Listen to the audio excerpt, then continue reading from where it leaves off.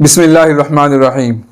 ابھی تبلیغی اجتماعات کا سلسلہ شروع ہونے والا ہے اور وہاں سے کئی جماعتیں اللہ کے راستے میں جائے گی انشاءاللہ تعالی۔ جماعت والوں کو جو مسائل زیادہ پیش آتے ہیں ان میں ایک مسئلہ یہ ہوتا ہے کہ وہ کب مقیم ہوتے ہیں اور کب مسافر ہوتے ہیں،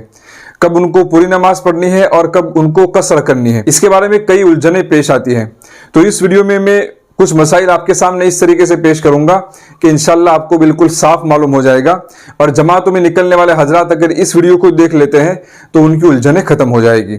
تو دیکھیے، سب سے پہلے مسئلہ یہ ہے کہ اگر 78 کلومیٹر کا اگر سفر ہوتا ہے تو یہ سفر شرعی ہے۔ اگر 78 کلومیٹر کا سفر ہوتا ہے تو اس میں نماز قصر پڑی جاتی ہے۔ پہلا مسئلہ یہ ہے کہ ایک جماعت اپنے وطن سے نکلی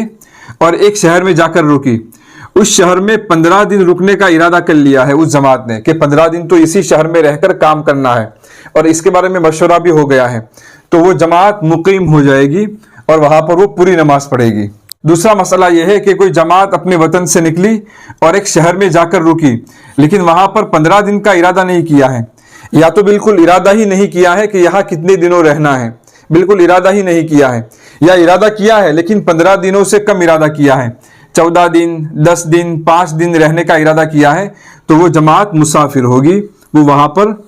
قصر کرے گی، مسافر کی نماز پڑھے گی۔ تیسرا مسئلہ یہ ہے کہ کوئی جماعت اپنے وطن سے نکلی اور ایک شہر میں جا کر رکی، وہاں 15 دن رہنے کا ارادہ کیا، اس وجہ سے وہ مقیم ہو گئی۔ 15 دنوں کے بعد وہ جماعت شہر سے نکل کر اطراف میں کام کرنے لگی، جو اطراف کی بستیاں ہیں وہاں کام کرنے لگی۔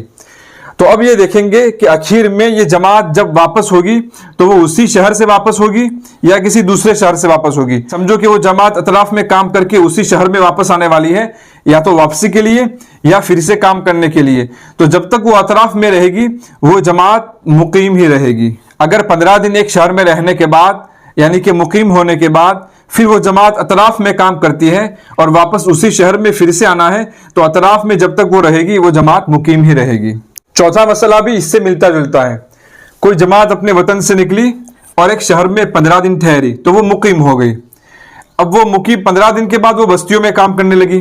لیکن بستیوں میں کام کرنے کے بعد ان کو واپس اسی شہر میں نہیں آنا ہے، بلکہ دوسرے شہر سے ہو کر اپنے وطن واپس لوٹنا ہے۔ جس بستی میں وہ 15 دن رہے تھے اور مقیم ہوئے تھے، اس بستی سے نکلنے کے بعد پھر سے ان کو اسی بستی میں اس شہر میں واپس نہیں آنا ہے، بلکہ دوسرے شہر سے ہو کر اپنے وطن کو واپس لوٹنا ہے۔ تو جب یہ جماعت شہر سے نکلے گی اور بستیوں میں کام کرنے لگے گی تو پھر یہ جماعت مسافر ہو جائے گی۔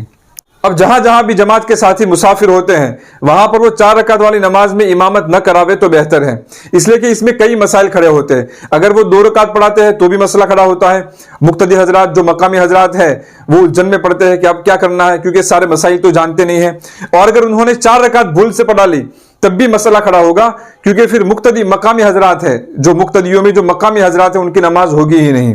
اور اگر خود امام نے سجدہ سہو کیا ہے تو ان کی نماز ہوگی، اور جماعت کے ساتھی جو مسافر ہیں ان کی نماز ہو جائے گی، جو مقامی ساتھی ہیں جو مسافر نہیں ہیں ان کی نماز نہیں ہوگی۔ تو جماعت میں نکلنے کے بعد یہ اچھی طریقے سے یاد رکھنا چاہیے کہ وہ کب مقیم ہے اور کب مسافر ہے۔ ایسی غلطیاں ہمارے سامنے آتی ہیں کہ جماعت کے ساتھی مسافر تھے اور مصلی پر کھڑے ہو گئے، پھر بعد میں نماز کا مسئلہ کھڑا ہوتا ہے کہ نماز ہوئی یا نہیں ہوئی۔ تو جماعت میں نکلنے والے ساتھی اس بات کا پورا خیال رکھے کہ اگر وہ مسافر ہے تو پہلے تو آگے ہی نہ بڑھے، اور اگر آگے بڑھ جاتے ہیں تو مقتدیوں کو بتا دے کہ ہم 2 رکعت نماز پڑھ کے سلام پھیر دیں گے، اس کے بعد آپ کو باقی نماز پوری کرنی ہے جس طریقے سے مسبوق اپنی نماز پوری کرتا ہے۔